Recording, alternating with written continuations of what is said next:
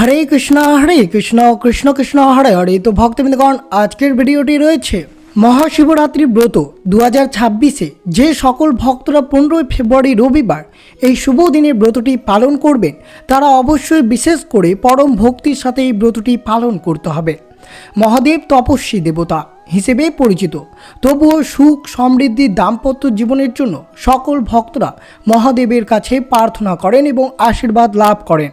শিবরাত্রির ব্রতটি পালন করে থাকে। মহাদেব হলেন নির্দোষ দেবতা অর্থাৎ ভোলেনাথ হিসেবে গণ্য করা হয়। এটাই ভগবানের শিবের মহিমা। হিন্দুদের কাছে এই মহাশিবরাত্রি অত্যন্ত একটি গুরুত্বপূর্ণ উৎসব। এটি ফাল্গুন মাসের চতুর্দশী তিথিতে এই শিবরাত্রি ব্রতটি পালন করে থাকেন। কেউ কেউ বিশ্বাস করেন যে এই দিনে ভগবান শিব তাণ্ডব নৃত্য করেছিলেন এবং অন্যদের মতে তিনি সমুদ্র মন্থন থেকে বিষ পান করেছিলেন। তবে এই উৎসবের পিছনে সবচেয়ে জনপ্রিয় বিশ্বাস হলো যে এটি ভগবান শিব এবং দেবী পার্বতীর বিবাহর দিনে, এবং এই দিনে দম্পতি এবং অবিবাহিতা উভয় সুখী বিবাহিতা জীবনের জন্য প্রার্থনা করার একটি গুরুত্বপূর্ণ দিন।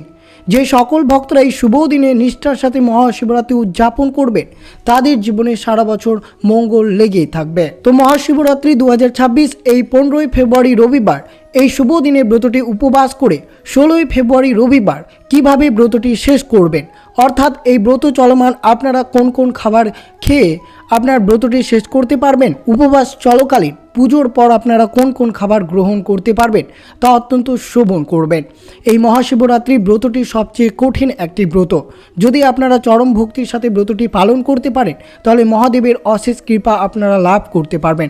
বিশেষ করে শ্রবণ করবেন উপবাস থাকা চলাকালীন আপনারা কোন কোন খাবার গ্রহণ করতে পারবেন। তো অবশ্যই ভিডিওটি আপনারা শুরু থেকে শেষ পর্যন্ত ভক্তি সহকারে শ্রবণ করবেন। আর চ্যানেলে নতুন হয়ে থাকলে দয়া করে চ্যানেলটিকে সাবস্ক্রাইব করবেন, লাইক করবেন, কমেন্টে ভক্তি ভালোবাসা শ্রদ্ধা দিয়ে জয় ভোলেনাথের জয় লিখে দিতে ভুলবেন না এই শুভ দিনটিতে। অবশ্যই ভিডিওটি আপনারা শুরু থেকে শেষ পর্যন্ত ভক্তি সহকারে শ্রবণ করুন। সনাতন ধর্মে মহাশিবরাত্রি হলো আধ্যাত্মিক সাধনা এবং আত্মশুদ্ধির সর্বশ্রেষ্ঠ রাত। হিন্দু পঞ্জিকা অনুসারে ফাল্গুন মাসের কৃষ্ণপক্ষের চতুর্দশী তিথিতে পালিত হয়ে থাকে এই মহাপর্ব। পুরাণ মতে এই বিশেষ নিশীথ রাতে মহাদেব এবং দেবী পার্বতীর বিবাহ বন্ধনে আবদ্ধ হয়েছিল। আবার অন্য মতে এই রাতেই শিব লিঙ্গরূপে আবির্ভূত হয়ে ব্রাহ্মণ্ডকে রক্ষা করেছিলেন। মহাশিবরাত্রি 2026 তারিখ এবং শুভ মুহূর্ত, যেটি আপনাদের জন্য অত্যন্ত শুভ। 2026 সালে মহাশিবরাত্রি পালিত হবে 15 ফেব্রুয়ারি রবিবার। চতুর্দশীর তিথি শুরু হবে 15 ফেব্রুয়ারি ভোর 5:42 এবং চতুর্দশী তিথি সমাপ্তি হবে 16 ফেব্রুয়ারি 2026 রাত 3:51। নিশীথকাল পুজোর সবচেয়ে গুরুত্বপূর্ণ হচ্ছে 15 ফেব্রুয়ারি রাত 11:45 থেকে 12:35 এই শুভ সময়ে আপনারা এই পুজোটি করতে পারেন। 4 প্রহরের সময়সূচি কি রয়েছে? মহাশিবরাত্রিতে যারা সারা রাত জেগে ভোলেনাথের আরাধনা করেন, তাদের জন্য 4 প্রহর পুজোটি সবচেয়ে গুরুত্বপূর্ণ। প্রথম প্রহর 15 ফেব্রুয়ারি সন্ধে 6:11 থেকে শুরু হবে এবং রাত্রি 9:24 পর্যন্ত। এই প্রথম প্রহরে দুগ্ধ অভিষেক করতে পারে শিবলিঙ্গে। দ্বিতীয় প্রহর 15 ফেব্রুয়ারি রাত 9:24 থেকে শুরু হবে এবং 12:37 পর্যন্ত চলবে এই দ্বিতীয় প্রহর। আপনারা শিবলিঙ্গে অবশ্যই দ্বিতীয় প্রহর দই অভিষেক করতে পারেন। 15 ফেব্রুয়ারি রাত 12:37 থেকে 16 ফেব্রুয়ারি ভোর 3:49 পর্যন্ত চলবে তৃতীয় প্রহর। এই তৃতীয় প্রহরে অবশ্যই শিবলিঙ্গে ঘি অভিষেক করতে পারেন। এবং চতুর্থ প্রহর থাকবে 16 ফেব্রুয়ারি ভোর 3:49 থেকে সকাল 7:02 পর্যন্ত। এই চতুর্থ প্রহর থাকবে, অর্থাৎ চতুর্থ প্রহরে আপনারা মধু অভিষেক করতে পারেন শিবলিঙ্গে। এই মহাশিবরাত্রির দিন যে সকল ভক্ত উপবাস থেকে শিবলিঙ্গে জলাভিষেক করবে, তাদের উচিত এইভাবে আপনারা শিবলিঙ্গে জলাভিষেক করতে পারেন। বিশেষ করে অবশ্যই এই শুভ দিনে আপনারা বাড়িতে অবশ্যই গঙ্গা জল দিয়ে স্নান করবেন 1 বালতি জলে। অবশ্যই সকালে স্নান করে সাদা বস্ত্র বা হলুদ বস্ত্র পরিধান করতে পারেন। শিব মন্দির বা বাড়িতে শিবলিঙ্গের সামনে অবশ্যই শুভ দিনে সংকল্প করবেন। মহাদেবকে পঞ্চামৃত অর্থাৎ দুধ, দই, ঘি, মধু ও চিনি দিয়ে স্নান করাবেন। এরপর চন্দন, বেলপাতা, ধুতরা ফুল, আকন্দ ফুল এবং ভাং অর্পণ করবেন। এই শুভ দিনে অবশ্যই শিব চল্লিশা পাঠ করবেন এবং ওম নমঃ শিবায় মন্ত্রটি 108 বার এই শুভ দিনে আপনারা জপ করবেন।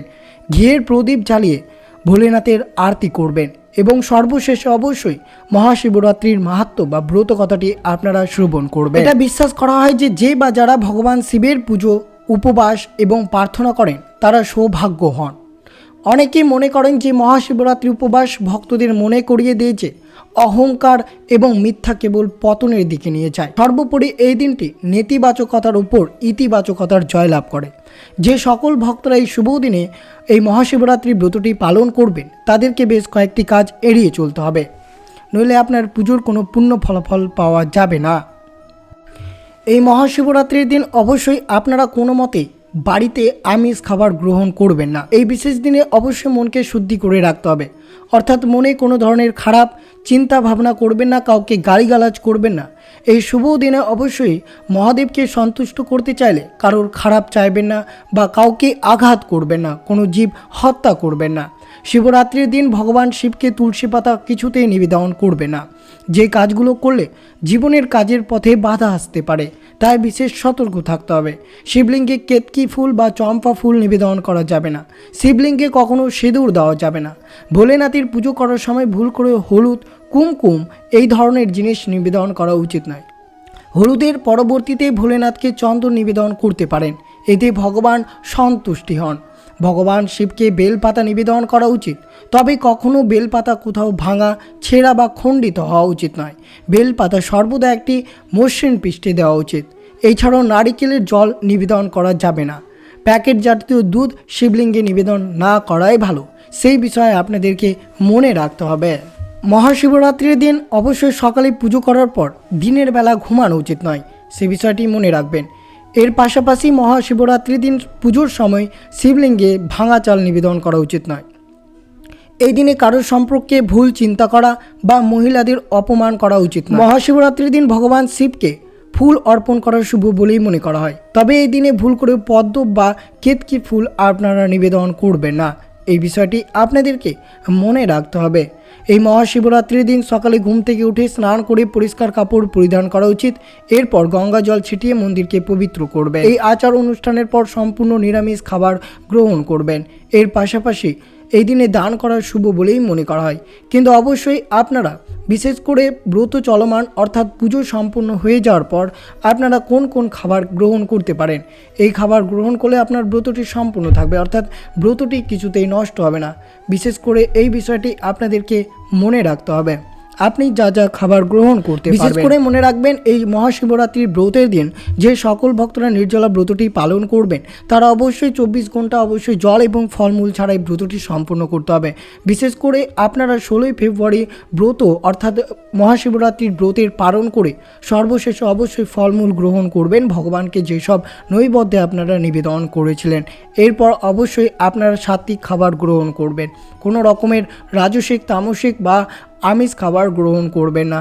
এই বিষয়টি আপনাদেরকে মনে রাখতে হবে, নইলে আপনার ব্রতটি সম্পূর্ণরূপে নষ্ট হয়ে যাবে। অবশ্যই যে সকল ভক্তরা ফলমূলাদি গ্রহণ করে ব্রতটি পালন করবেন তাদেরকে বিশেষ করে ফল খেতে পারেন, অবশ্যই দুধ পান করতে পারেন, কিন্তু মনে রাখবেন কোনো ধরনের চা বা কফি, যেহেতু এই সব জিনিসে আপনাদের ক্যাফিনযুক্ত খাবার যুক্ত থাকে তাই অবশ্যই এইসব জিনিস এড়িয়ে চলতে হবে। পুজো সম্পূর্ণ হওয়ার পর অবশ্যই আপনারা উপবাস ভাঙতে বিশেষ করে আপনারা পায়েস তৈরি খাবার গ্রহণ করে অবশ্যই ভগবানকে নিবেদন করে তারপর প্রসাদ রূপে সেই খাবারটি গ্রহণ করতে পারেন। এই বিষয়টি মনে রাখবেন। এই শুভ দিনে মহাদেবকে খুব সাধারণ খাবারই তুষ্ট করতে পারেন। মহাদেবের প্রিয় খাবারের মধ্যে রয়েছে ভাং, ধুতুরা। মহাদেবের সবচেয়ে প্রিয় খাবার হলো ভাং এবং ধুতুরা ফল ও ফুল। দুধ বা মিষ্টি, দুধ দই দিয়ে তৈরি মিষ্টি খাবার আপনারা নিবেদন করতে পারেন। পায়েস এবং কেশরযুক্ত মিষ্টি তিনি খুব পছন্দ করেন। পঞ্চামৃত, দুধ, দই, ঘি, মধু এবং চিনির মিশ্রণে তৈরি পঞ্চামৃত, এই খাবারটি ভগবানকে নিবেদন করতে পারেন, তারপর প্রসাদ রূপে আপনারা গ্রহণ করতে পারেন। ফলমূলের মধ্যে রয়েছে বেলের শরবত, সুজির হালুয়া, মালপোয়া, মাখন, কন্দমূল এইসব নিবেদন করতে পারেন। ঠান্ডা দুধের সাথে ভাং মিশিয়ে নিবেদন করতে পারেন, কিন্তু বিশেষ করে মনে রাখতে হবে শিব পুজোয় নিরামিষ ও সাত্বিক খাবার বেশি পছন্দ করেন, তা অবশ্যই ভগবানকে সন্তুষ্ট করতে চাইলে এইসব খাবারগুলো আপনারা নিবেদন করতে পারেন। এইসব ভগবানকে নিবেদন করার পর তারপর আপনারা প্রসাদ রূপে এইসব খাবার গ্রহণ করতে পারেন। এইভাবে ব্রতটি পালন করলে এবং এই খাবার গ্রহণ করলে মহাদেব অত্যন্ত প্রসন্ন হন। তা অবশ্যই আপনাদের সাথে শ্রবণ করানো হলো কোন কোন খাবার আপনারা গ্রহণ করতে পারেন, তার পাশাপাশি ভগবানকে নিবেদন করতে পারেন। আর অবশ্যই আপনারা ভক্তিনিষ্ঠা সহকারে শ্রবণ করবেন এই মহাশিবরাত্রির ব্রত কথাটি। সকল ভক্তদেরকে একবার হলেও শ্রবণ করা উচিত এই ব্রত কথাটি। শিবের আশীর্বাদ লাভের সর্বশ্রেষ্ঠ দিন মহাশিবরাত্রি। হিন্দু পঞ্জিকা অনুযায়ী প্রতি বছর ফাল্গুন মাসের কৃষ্ণপক্ষের চতুর্দশী তিথিতে এই মহাশিবরাত্রি উৎসব পালন করা হয়, যা হিন্দুদের জন্য এই শিবরাত্রি একটি বিশেষ গুরুত্বপূর্ণ রাত। তবে শুধুমাত্র মেয়েরাই শিবের মতন বলিষ্ঠ ও বুদ্ধিমান স্বামী পাবার উদ্দেশ্যে এই ব্রত পালন করেন তা নয়। ছেলে মেয়ে নির্বিশেষে শাক্ত বৈষ্ণব সবার কাছে শিবরাত্রি এক অতি মাহাত্ম্যপূর্ণ দিন। ফাল্গুন মাসের কৃষ্ণপক্ষের চতুর্দশী তিথিতে শিবরাত্রির ব্রত শুরু করে সারা রাত জেগে প্রহরে প্রহরে পুজো করতে হয়। শিবরাত্রির আগের দিন একবার ভবিষ্যান্ন খেয়ে সংযত জীবন যাপন করার প্রথা রয়েছে। শিবরাত্রির দিন রাত্রি দ্বিপ্রহরে 4টি শিব পুজো করতে হয়। তার পরের দিন ব্রাহ্মণ ভোজন করানোর রীতি রয়েছে। শিবরাত্রিতে শিবরাত্রির ব্রতকথা পাঠ করা অবশ্যই প্রয়োজন। শিবরাত্রির ব্রতকথা। মহাশিবপুরাণ অনুসারে বহুকাল আগে বারাণসী তথা কাশীধামে এক ব্যাদ বাস করত। সে দিনরাত শুধু জীব হত্যা করে বেড়াতো। একদিন ব্যাদ শিকার করতে গিয়ে অনেক পশু শিকার করে। সন্ধ্যা ঘনিয়ে আস্তে আস্তে সে বাড়ির দিকে রওনা, কিন্তু কিছু দূর যেতেই পথে রাত্রি হয়ে যায়। ফলে সে জঙ্গলে পথ হারিয়ে রাতে হিংস্র জন্তুর ভয়ে এক গাছের ওপর আশ্রয় নেয়। ব্যাদ যে গাছে আশ্রয় নিয়েছিল সেই গাছটি ছিল বেল গাছ, আর সেই গাছের নিচে ছিল একটি শিবলিঙ্গ। ব্যাদ গাছে নড়ে চড়ে বসার সময় শিশির জলে ভেজা কয়েকটি বেল পাতা খসে পড়ে ওই শিবলিঙ্গের মাথার উপর। সেদিন ছিল শিব চতুর্দশী অর্থাৎ মহাশিবরাত্রি, আর ব্যাদ ছিল উপবাসী। তার ফেলা বেলপাতাগুলো শিবলিঙ্গের মাথায় পড়ে এবং ফলে তার শিব চতুর্দশী ব্রতের ফল লাভ হয় তার অজান্তেই। পরদিন ব্যাদ সকালে বাড়ি ফিরে আসে। সেই রাতে বাড়ি না ফেরায় সবাই তার জন্য ভাবছিল। ব্যাদ ফিরে আসতে তাকে তার বউ খেতে দিল। এমন সময় একজন অতিথি বাড়িতে এলো। ব্যাদ কীভাবে তার নিজের খাবারগুলো অতিথিকে দিল, এতে তার ব্রতের পারণ ফল লাভ হলো। এর কিছুদিন পরে সেই ব্যাদ মারা গেল। যমদূতেরা তাকে নিতে আসে। এমন সময় সেখানে পৌঁছায় শিবের দূতেরা। কে ব্যাদকে নিয়ে যাবে তাই নিয়ে দুই দল যুদ্ধ বেঁধে দেয়। যমদূতেরা যুদ্ধে হেরে গেলে শিবদূতেরা ব্যাদকে কৈলাসে নিয়ে যায়। যুদ্ধে হেরে গিয়েও যমদূতেরা তার পিছনে পিছনে সেখানে ধাওয়া করে। কৈলাসের ধারে নন্দী পাহারা ছিল। সেই ব্যাদের শিবরাত্রির কথা বললে সব শুনে যমদূতেরা গিয়ে যমকে সব কথা বলে। যমরাজ শুনে বললেন, হ্যাঁ, যে শিব বা বিষ্ণুর ভক্ত কিংবা যে শিব চতুর্দশী ব্রত পালন করে আর যে বারাণসী ধামে মরে তার ওপর যমের কোনো অধিকার থাকে না, তার মুক্ত লাভ ঘটে। এইভাবে মর্তলোকে শিব চতুর্দশী ব্রতের প্রচার ঘটে। তো অবশ্যই আপনারা 15ই ফেব্রুয়ারি রবিবার 2026 এই শুভ সময়ে ব্রতটি পালন করবেন। এই প্রহরে অবশ্যই এই 4 প্রহরে 4 জিনিস আপনারা শিবলিঙ্গে অভিষেক করবেন। তো এই ছিল ভিডিওটি ভালো লাগলে অবশ্যই চ্যানেলটিকে সাবস্ক্রাইব করবেন, লাইক করবেন, কমেন্টে ভক্তি ভালোবাসার শ্রদ্ধা দিয়ে জয় মহাদেবের জয় লিখে দিতে ভুলবেন না। এবং ভিডিওটি আপনার আত্মীয় ভক্ত বা বন্ধুদের সাথে অবশ্যই শেয়ার করবেন। সুস্থ থাকবেন, সতর্ক থাকবেন। জয় শ্রীকৃষ্ণ, রাধে রাধে।